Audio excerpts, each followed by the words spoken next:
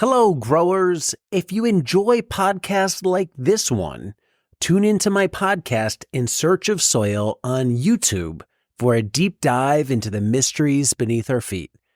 Join me as I explore topics such as mycorrhizal fungi, mushrooms, compost, biochar, and more. It's a soil nerd's dream. We're going deep. We're talking to scientists about all things soil related.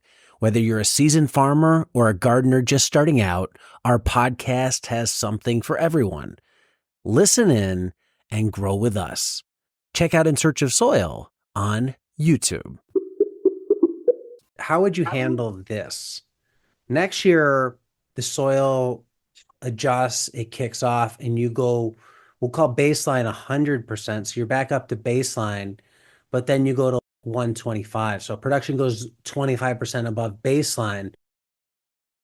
How do you plan for that if you're selling memberships? If production's better than expected on the fly, how do you adjust? And I guess conversely, is there like an oh shoot, like hailstorms and all this other stuff hit and we sold memberships and now we're on the flip side where we're going to be way under. So I guess the core of the question is dynamically managing around memberships, because day passes are one thing, right? Like I can open a day pass or not, but if you sell a membership in March, if it hits the fan in May, ugh, like I've sold all these things. So how do you deal with either the up or down?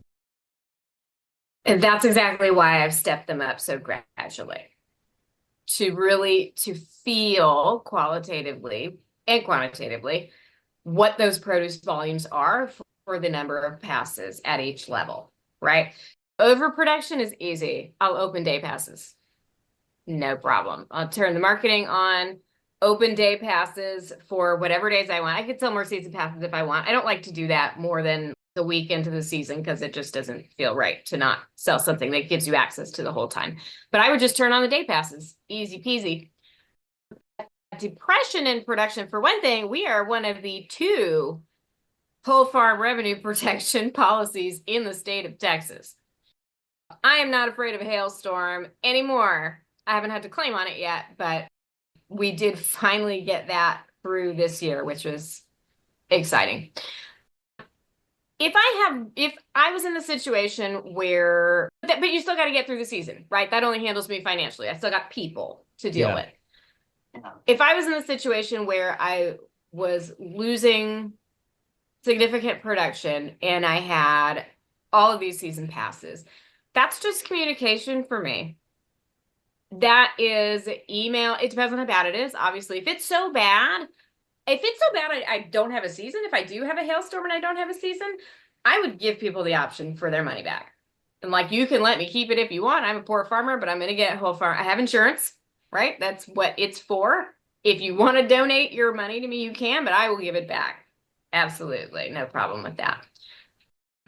But in terms of just like little bits of here and there, man, the squash is just really sucking this year, whatever, it's taking forever to grow. That was the case this year. I'm sending usually twice weekly emails to my season passes, and I watched and I had not one unsubscribe from this. And I've started texting them to say, hey, this is what's going on. We've got a lot of this. There's this bug I can't figure out on that. Whatever's going on, so that they know. And in my experience, as we built these relationships with people, and there will be new ones all the time, right? But if you allow yourself to be accessible in that way and say, look, I'm not a faceless person who put a bag of carrots on the shelf in the grocery store. I'm showing you my face all the time in my social media and on my website and anywhere that you can find me. You can come and talk to me. I'm a real person. I'm doing my best. Sometimes things go wrong. This is agriculture. This is not for the faint of heart. This is really hard to do. In fact, even if you're good at it, it's hard to do. Being vulnerable and open like that and saying, Dad and I have had conversations with pickers where they're like, oh man, there's no more blackberries. Or if they got diseased or whatever, they would say, look, you're not nearly as disappointed as I am. I'm even more disappointed than you that this stuff isn't growing. But Right. being accessible and being human and having this is relationships. The season pass thing is very relationship based. That just seems like what works for me. Attention microgreen growers. Are you tired of juggling multiple seed suppliers or struggling to find the quantities you need? Modern Grower has the solution you've been waiting for. We understand that when you're operating at scale, every dollar counts. That's why we offer special bulk purchase discounts for high volume buyers. Whether you're growing 100 or 1,000 trays a week, we've got you covered with discounted pricing. But here's where we really shine: our commitment to meeting your unique needs. Think you might be overpaying with another vendor? No problem.